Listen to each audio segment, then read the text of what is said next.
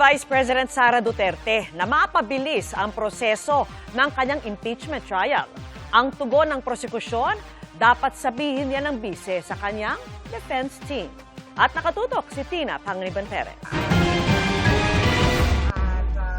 Ang gusto lang sana namin ay mapabilis yung proseso dahil hindi pwedeng tumatagal yung proseso natin na nag-iisip yung mga tao na ano ba, totoo bang may ginawang masama, hindi ba totoo yung mga akusasyon. So dapat mabilis yung proseso kasi nga, di ba, sa ating konstitusyon nandyan yung speedy administration of justice.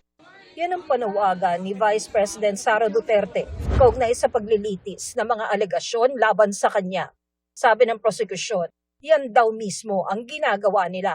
Pero yung speedy disposition of the cases, hindi naman din ibig sabihin yan kailangan natin siyang madaliin, no? At the expense of having the opportunity to fully present our case by presenting the evidence that we think are needed. ang dapat daw pagsabihan ng bise ay ang mga abogado niya. Madaming mga mga circumstances na nag-cause ng delay sa paglilitis dahil sa mga actions or inactions ng defense team. Tulad for example, nung hindi nila pagtalima dun sa kautusan ng presiding officer na makipagkita sa amin to compare common exhibits before the intended testimony of Ms. Zailin Del Campo. Ayon sa House Prosecution Panel, para mas mapabilis pa ang proseso, makakapagbawas pa sila ulit ng witnesses dahil sa judicial notice ng Senate Impeachment Court sa pagdinig noon ng House Committee on Good Government and Public Accountability sa issue ng confidential funds. Ibig sabihin ng judicial notice, hindi na kailangan pakita yung mga transcripts sa House, hindi na kailangan i-produce yung mga documents, no? At maraming admissions doon. Ano? So, yung mga gusto namin ilagay na witnesses dyan, hindi na kailangan. Nalaman nyo in the next few days na mababawasan ang witnesses natin dahil sa judicial notice na yan. Ang Akbayan Party List, sinabing kung gusto ng bise na mapabilis ang impeachment proceedings, magpakita ito sa trial. Pero sabi ng bise, hindi po totoo yun kasi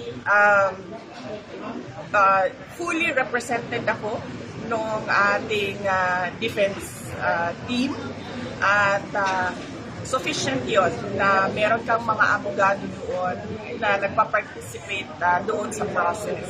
Yun ay para na rin pagdalo ng respondent doon sa impeachment. dahil naman sa masamang panahon, ilang beses nang naantala ang paglilitis. Sabi ng tagapagsalita ng Senate Impeachment Court, pwede naman daw magkaroon ng make-up session. Kung magkakaroon ba ng session ng Thursday o Friday or Saturday, of course, that is always under consideration and advisement. At makalalaman natin yan if yung Senate President at yung presiding officer would rather opt to have extended days, parang mga make-up days, or will just continue on and then just extend it at the end. Some senators are saying na baka mas magandang sa hapon, mas mabaligtad para yung trial naman yung up to sawa and then limited naman yung time ng legislative agenda ng Senado. Tina Panganiban Perez, nakatutok, 24 oras.